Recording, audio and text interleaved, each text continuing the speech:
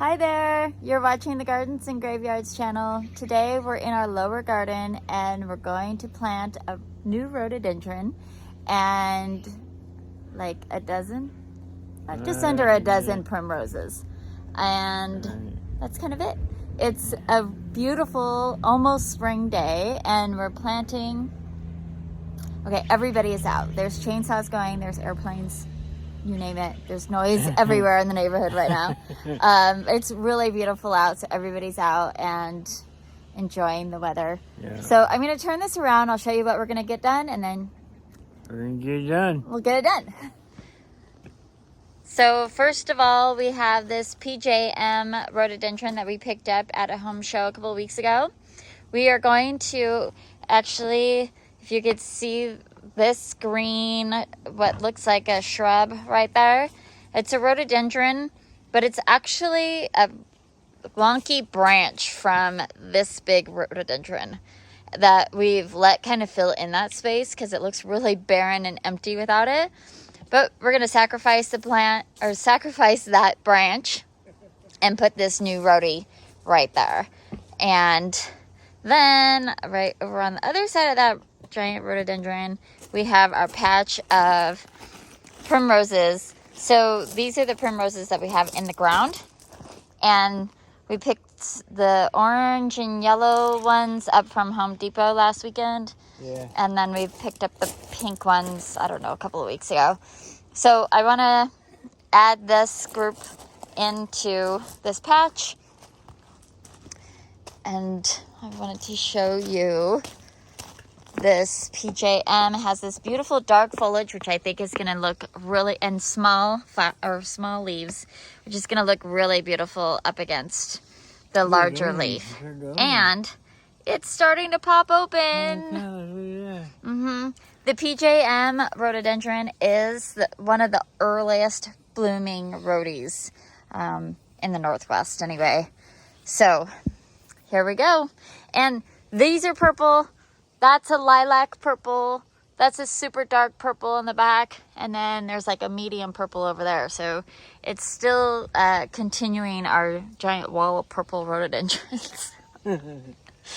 All that we are going to use for this project is a shovel and, the shovel's over here.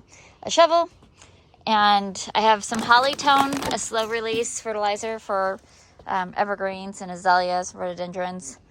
And then we have some pruners if we need it for the big rhodie to get out of the way. And our auger probably for the primroses. Yeah, let's do it.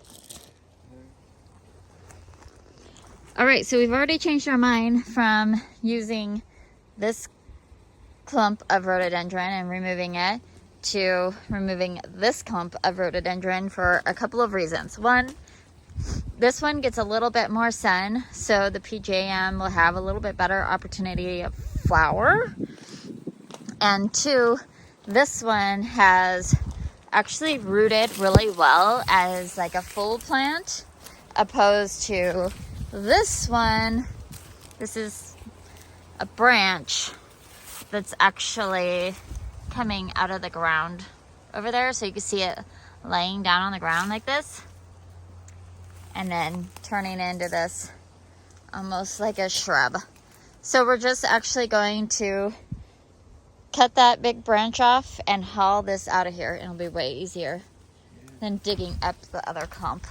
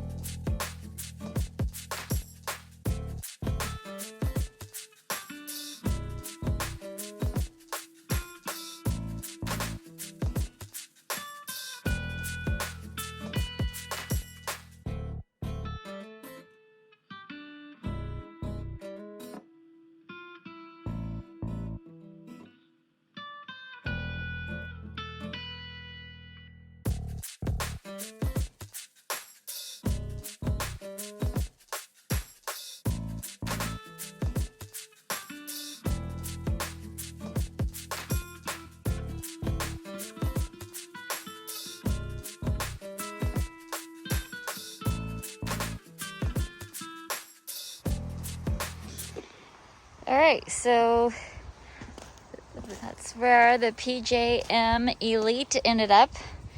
It was very muddy. I've got mud caked to my sluggers. That's why I wear sluggers opposed to tennis shoes. Spencer has tennis shoes on. He wasn't as deep in the muck as I was, but it is very, very, very wet right here. And I don't know if you could hear it, but there's a creek that runs right past, right underneath all this mess. There's a creek. So this is the underground part of the creek. And while we don't hit actual water, it's definitely very muddy.